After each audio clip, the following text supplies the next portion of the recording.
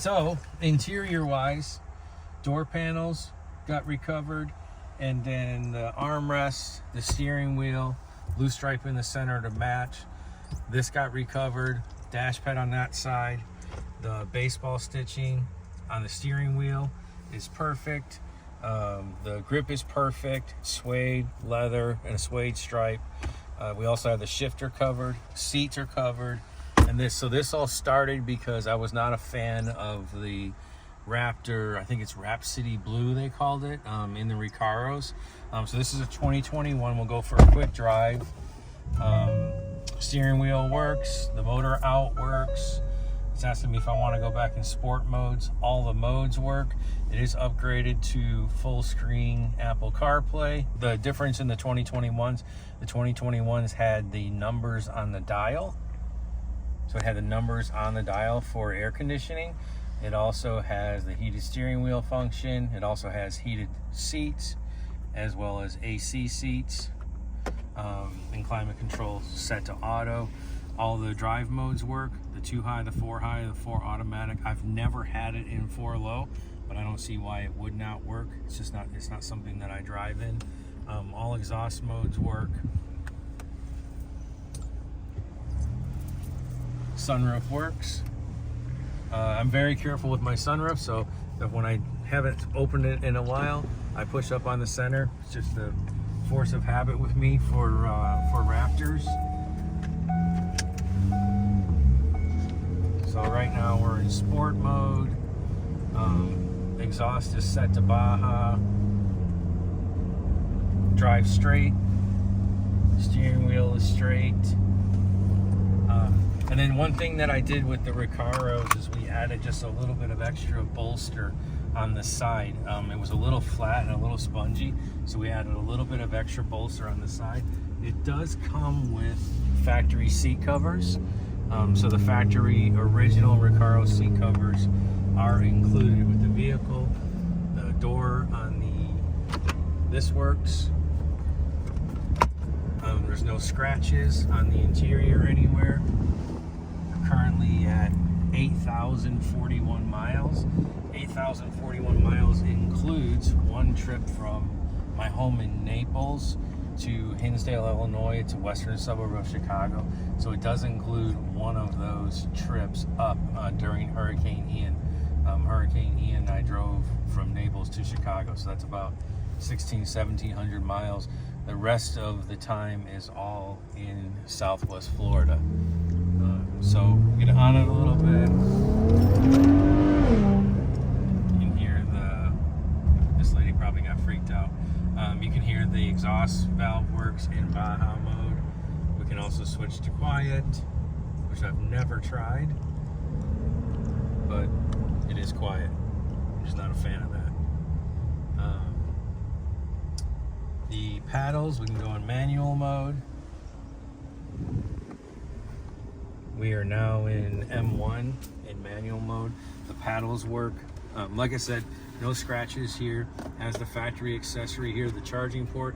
It is hardwired for an Escort radar detector, which we will include with the sale. That's on a blend mount up here, mounted on the rear view mirror. And then it is, like I said, it is hardwired with the Escort. I cannot remember how this gets into full screen. So manual mode, paddles work, and upshifts as well as downshifts. The ride is good. The shock modes work. Right now it's in sport. We can switch to Baja as well as normal. That works. There are no faults on the dash display. Recent service was the next service date is 10/17 of 2023 at 12,691 miles. It was just serviced by Ford about 30-40 days ago. We'll provide receipts for that. Climate control works. You can go all the way down to low, as well as dual works. Like I said, on the 2021, it had the lighting display in there.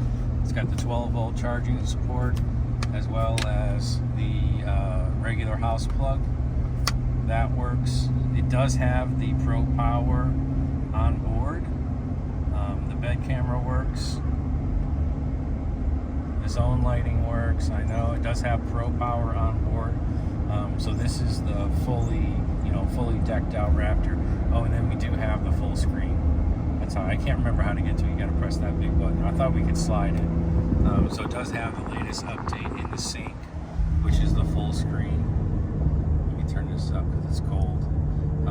Upfitter switches. Nothing has ever been wired in. These are all factory.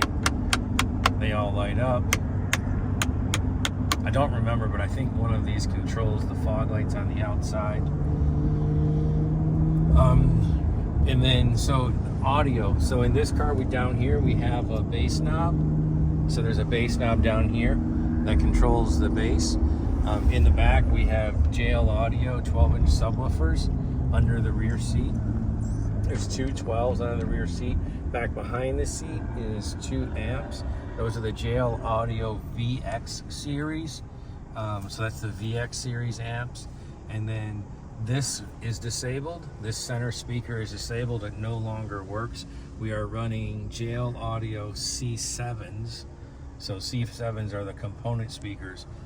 It's C7s in the front, and I believe C3s in the rear. Don't quote me on that. But there is a receipt from all the audio included with the purchase. It's incredible. It's the best audio system I've ever had in any of my cars, and I consider myself to be somewhat of an audiophile. Like I said, it does work. CarPlay works. Yeah, CarPlay works. That does go full screen as well. It does not have an active subscription to SiriusXM. Bluetooth works, AM, FM, CarPlay, Android, everything works. The windows are tinted. It's 20% on the sides, all the way around, including the sunroof, and it is 35% on the windshield. You notice that I look right at the sun, and I'm not wearing any sunglasses. The windscreen is tinted. The slider works. It does have the carbon on it, but the slider works. The latch stays. Everything's included in the center console. It does have the coin thing in it. And then this one also has the lay flat button. You press that. We can't do it until we get into park.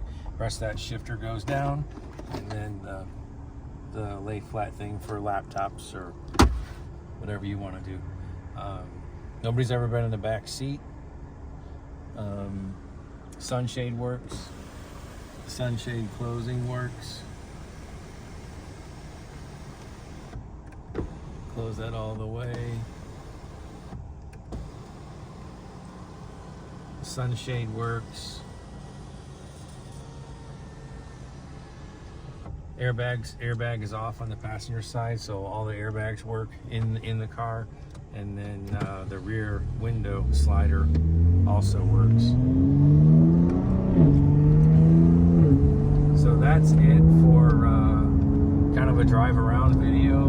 We can get up to, it is riding on the 37 Mickey Thompsons. There's not a lot of road noise. I don't think they're any louder than the KO3. 60 miles an hour. The alignment's good. We're tracking straight. Steering wheel's not wobbling. Steering wheel is straight. No issues with that. And it brakes straight. Like I said, this is my personal vehicle, and I've had this. This was ordered the day that the order banks opened in 2021. I think it was early June in 2021. This truck was ordered, and then it was delivered just after Christmas time. I want to say it was delivered in February or something like that. I don't know. It'll probably be on the window sticker. So this was delivered, and then it has the factory 37 wheels and tires that come with the sale. Those have whatever it was to get from the dealership to Olsen Motorsports, which is my business. However many miles it was to get from that point to that point. That's all it has on the factory 37s, and they were immediately ditched for the HRVs. So yeah, that's a brief view of the truck.